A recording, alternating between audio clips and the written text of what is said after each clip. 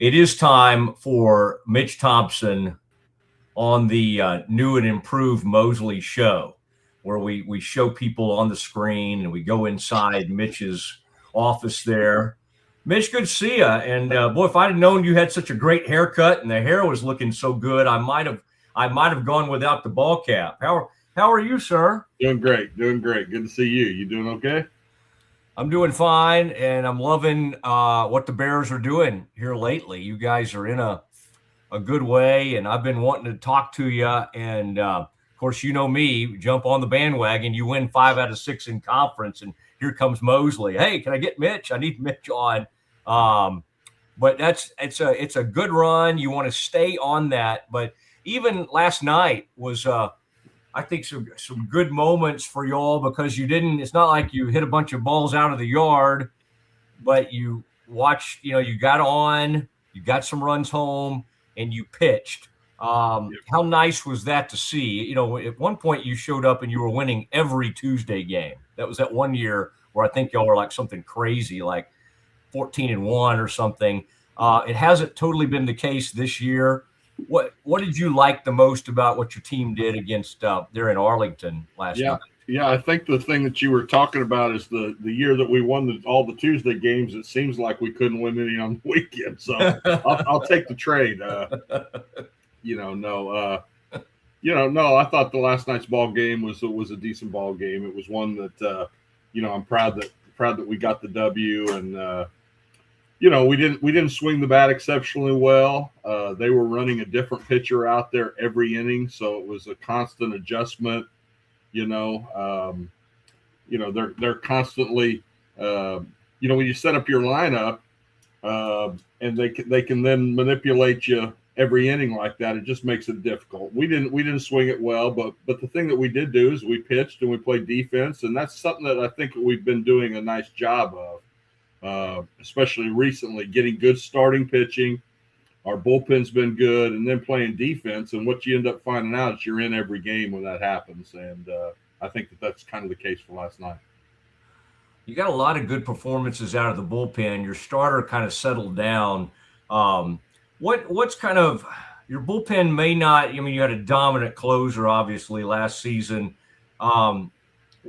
How do you feel like your bullpen is coming together? And early in the season, you always, especially, by the way, you scheduled tougher than just about anybody. I think I saw recently, Mitch, where y'all had like maybe the 7th or 8th toughest strength of schedule in the country. So I guess in some ways, if you kind of survive early, and where it helps you is I've noticed you guys are projected to be in the tournament. I think you're a 3 seed right now.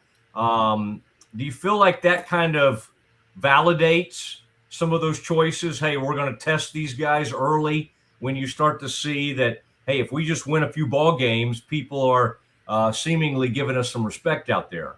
Yeah, no question. That's why you do it. You do it to prepare yourself for the conference play, and we did. We scheduled tough. It's no question. It's it's just part of the deal. When you do that and you do win some ball games, then you put yourself in a position where RPI is going to be pretty good at the end of the year. And so here we are, second week of April, whatever, and we're in it right now. So it's all about what's moving forward. I constantly am telling the guys that, if you're doing well on the field, you got to move forward. You can't sit there and bask in the glory of it. You just got to keep moving forward to the next thing. And if you're struggling along, you got to move forward. And so, yeah, we've kind of held our own and done fine to this point in time. And, won 5 of our last 6 in conference, and great. That's all fantastic, but nobody cares anymore. It's about what happens this weekend. And so you just got to keep going forward. And so we've got a big test ahead of us on the road with Cincinnati this weekend.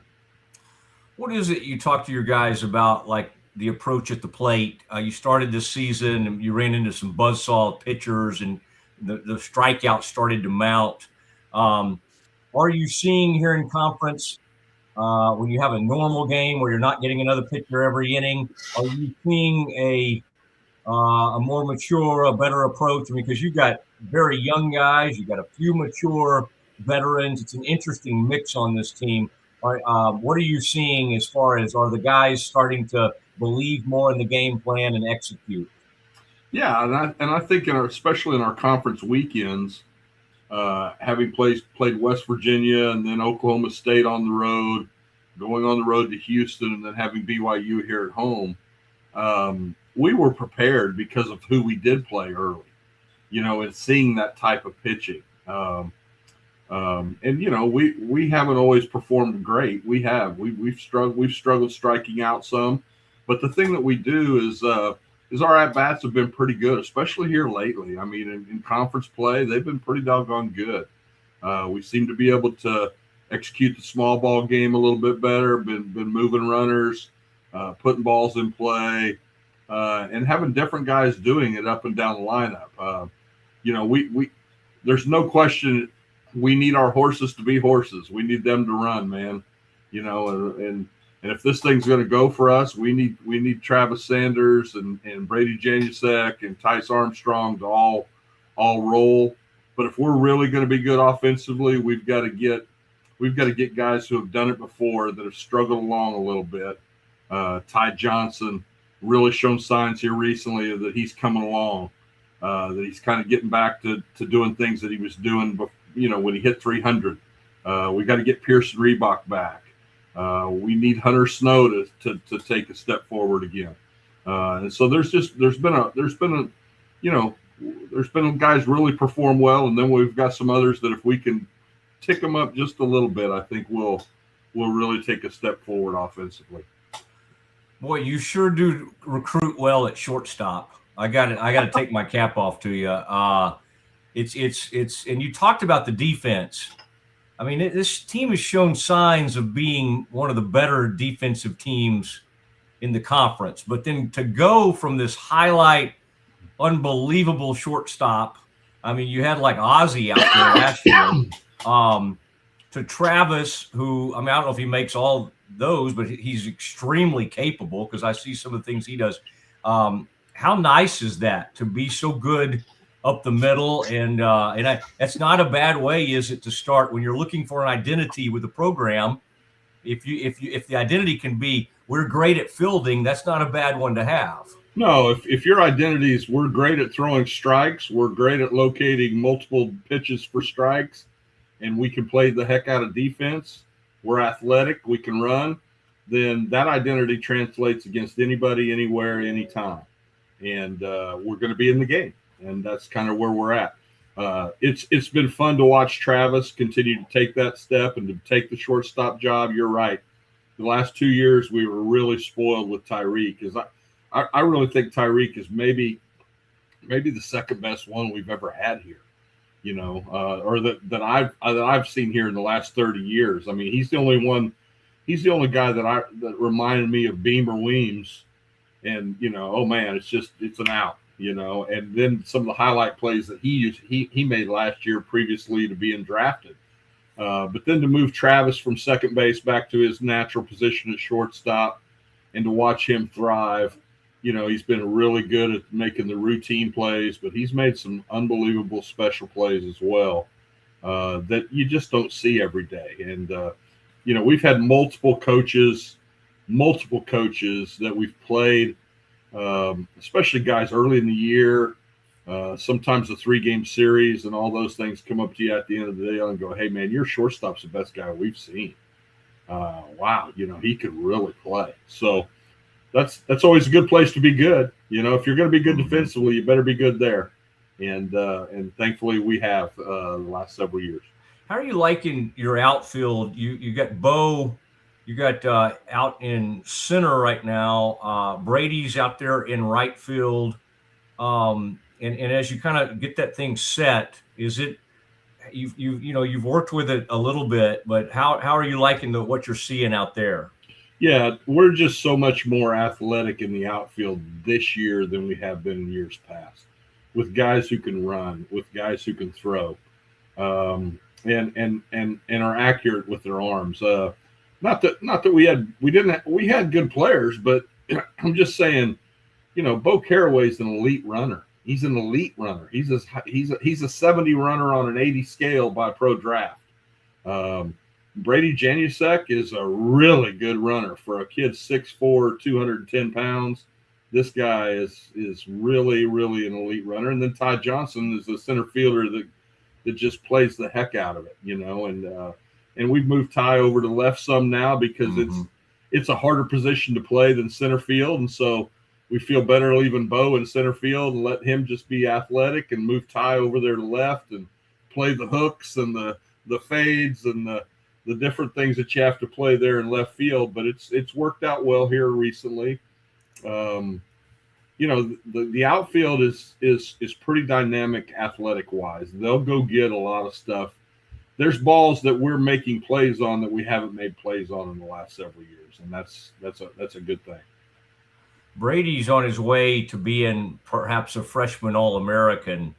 And interesting to just watch a guy. You had one a few years ago, and that makes me think, well, I mean, this is going to be a guy that people probably look and go, hey, we need to go try to get this guy from Baylor. Not to bring up a bad subject like that, but he's incredible. What's he? I mean, it's sort of uncommon to see. You call him, the horses, right? And you're already counting him as that. Did he walk on campus with sort of an air about him, or did he kind of have to? Was this a gradual? He needed to see the results a little bit, and then he's just taken to it quickly. What's that process been like? I think he's a very confident kid. He knows he's a very good athlete. I think college baseball punches every freshman in the mouth right when they get off to the start, to be honest with you. And it's probably like that in every sport. You show up and all of a sudden you go, oh my gosh, there's a lot of talent out here. And, the pitching that you see, I remember speaking to Brady before the start of the season, and he had said, we were talking, he said, I can't wait to get to those tournaments where we're going to play those really good teams. And I said, hey, hold on a minute. We're going to open up with New Mexico State, and it's going to be the best stinking group of pitchers you've ever faced in your life. And he looked at me kind of like that, and I just go, I'm just telling you, it's going to be the best arms you've ever faced in your life. And because it's that way, for a 19-year-old kid. I mean, you're playing a bunch of 22s and 23-year-old guys. That's how that is. It's a step up, a huge step up. And Brady's a guy that never played just one sport. So this is a guy that, played football in the fall and loves to play basketball or whatever. And so yeah, there's been some growing along the way. He's learned a lot. He's a sponge. He's an open book. He wants to learn. Coach Blair and Coach Dillon have done fantastic jobs with him. And I think it's a testament to his hard work and his effort as to where he's at and the confidence that we have in him, But yeah, there's still room for improvement, and he knows it, and he's working on it every day, and we're really excited about his future. All right, and those your Friday and Saturday, Calder's a guy we've gotten to know, and certainly has great story and very talented. But Lucas Davenport holding down Friday. How's your rotation kind of settled in, and how are you feeling about those guys as you are still fairly early in conference, but certainly putting some nice starts together now? Well, the first weekend that we had 3 starting pitchers who were built up and could go a full 100 pitches, if they stayed in there and were performing well and could go 100 pitches. The first weekend we did that was University of Houston weekend 2 weeks ago. And, and before then we were trying to bring guys along. We had an injury here that we had to set a guy back, or we had to move somebody else in. You just can't take guys and go from pitching 30 pitches out of the bullpen to throwing 70 pitches in a game and keep them healthy. You're going to have to ramp them up at a slow pace, week to week. And so it took us several weeks, and we fought that through that when we're playing West Virginia, when we're playing Oklahoma State. And then we got to Houston, and it was the first weekend we had 3 pitchers built up.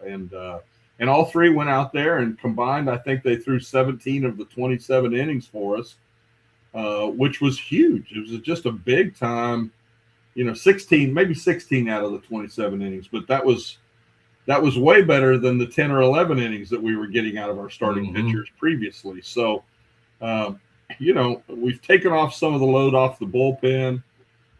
Lucas has been fantastic on Friday nights. He's a legit arm. Running up there 94, 95, touching 96. Good sweeper, slider, change up, throwing strikes, attacking hitters.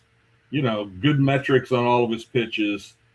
He's just continued to get better and better and better, and he's really stepped forward for us. I mean, for us to be 7-1 on Friday nights right now, knock on wood, let's go get number 8 this week in Cincinnati. That's an amazing progress that we've been able to make, because I don't know how many Friday night games we won our first 2 or 3 years here, but it wasn't very many.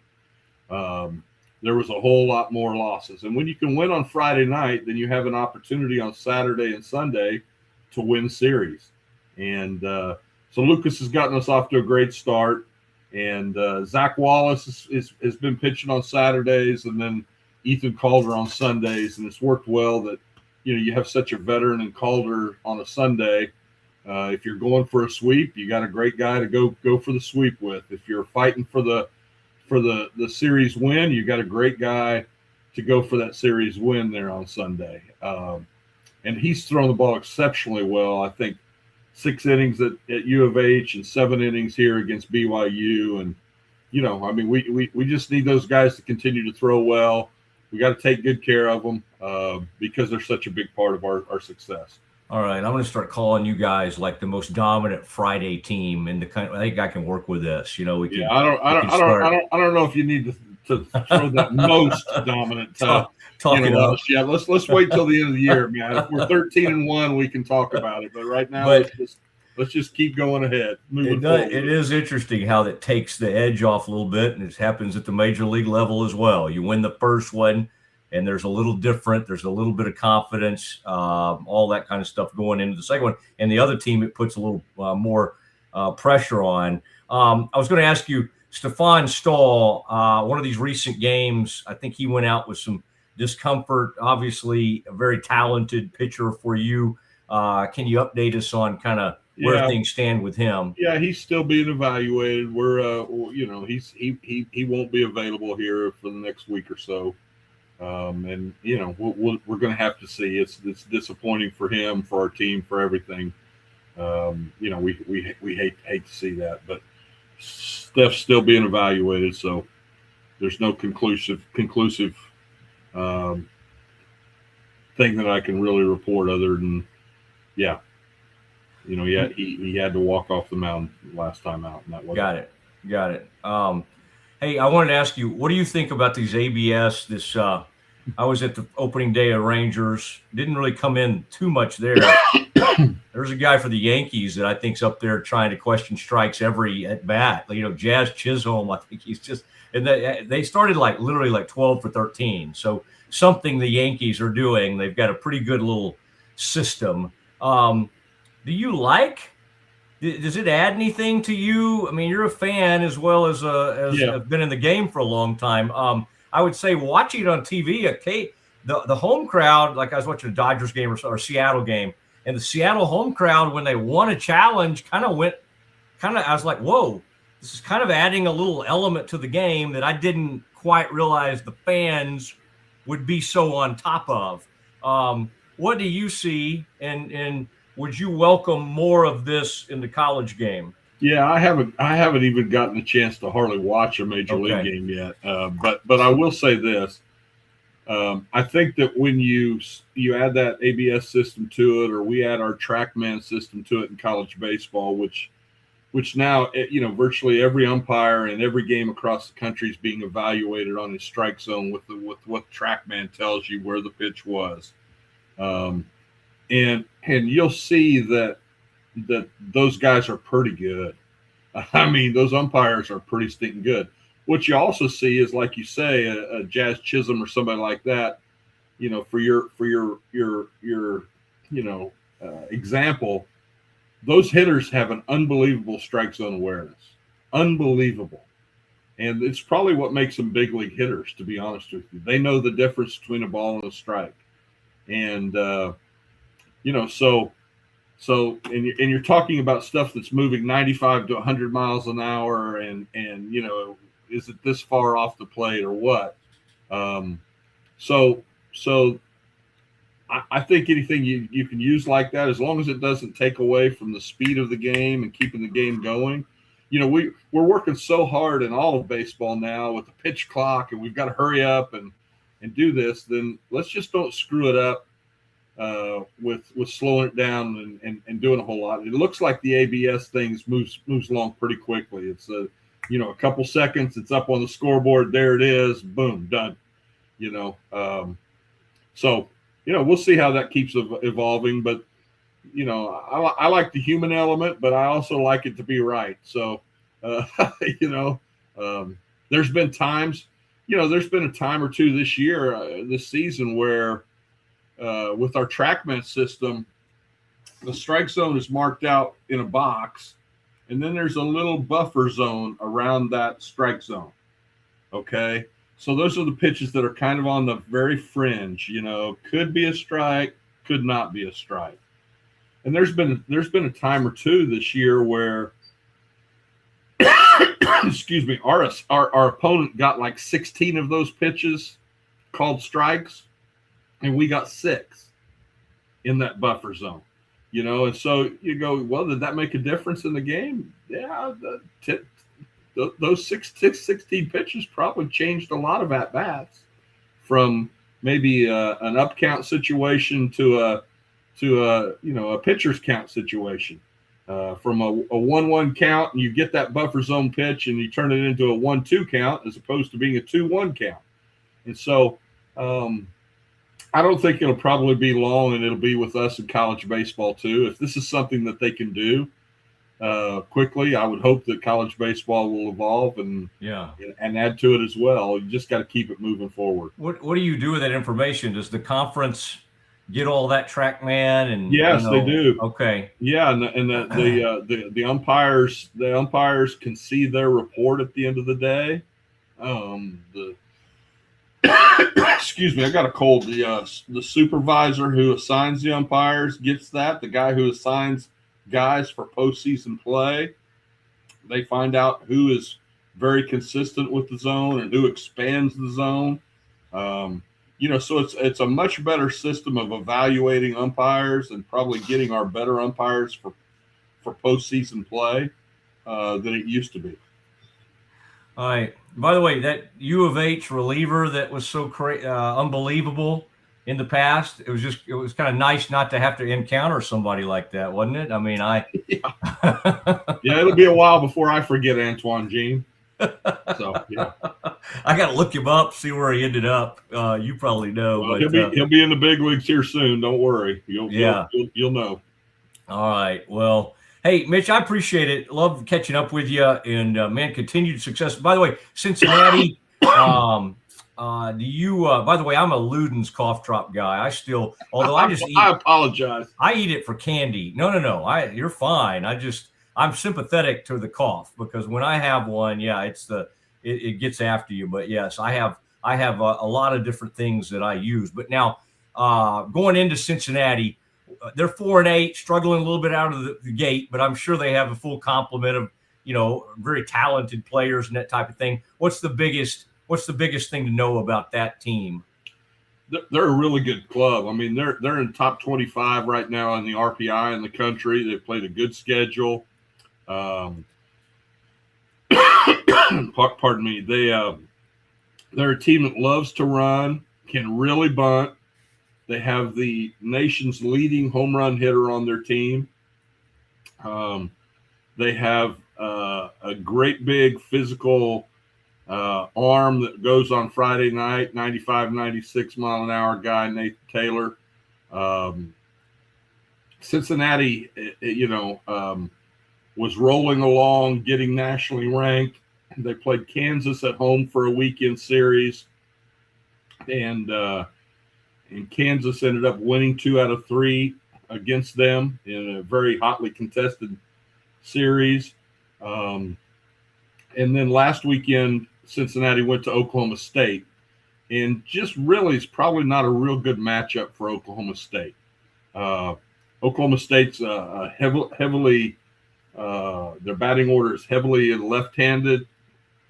Cincinnati is a virtually almost all exclusively right-handed pitching staff. So Oklahoma State was able to score a bunch of runs against them. And also, Cincinnati's a right-handed group of hitters, and Oklahoma State had the right-handed pitching to kind of match up. It just kind of was not a good matchup for them, I don't think. I think they're a really good team. They're really well coached. Played an NCAA regional championship game last year at the University of Tennessee. They will run. They will bunt. They're aggressive. They'll be chanting stuff out of their dugout. They're into it. I've never been and played at the University of Cincinnati before, so I have no knowledge of the field, how it plays. But they've got guys in that lineup that can scare you. A catcher that was a preseason All-American type guy. Like I said, the leading home run hitter in the country, and the coach kid at first base. He's already got over 20. So, there's some scary there for sure. I'm not paying much attention to that 4-8 start. I'll just tell you that. I think they're really good. And I think for us to go in there, we're going to have to play really well to beat them. And that's kind of how it is in our league this year. If you play well, you have a chance. If you don't play well, you're getting beat. That's just how it is. All right. Well, maybe let the kids have some Skyline chili, although I don't know if that's the greatest suggestion I've ever made, but very, very famous place. Yeah, I might eat some Skyline chili. I'm not sure that'll be the thing for them. Your nutritionist, your team nutritionist might not back me up on that. Mitch, have a great one. Have a great trip, and look forward to talking to you soon. Thanks for doing this. Appreciate the time, Matt. Sick 'em, guys.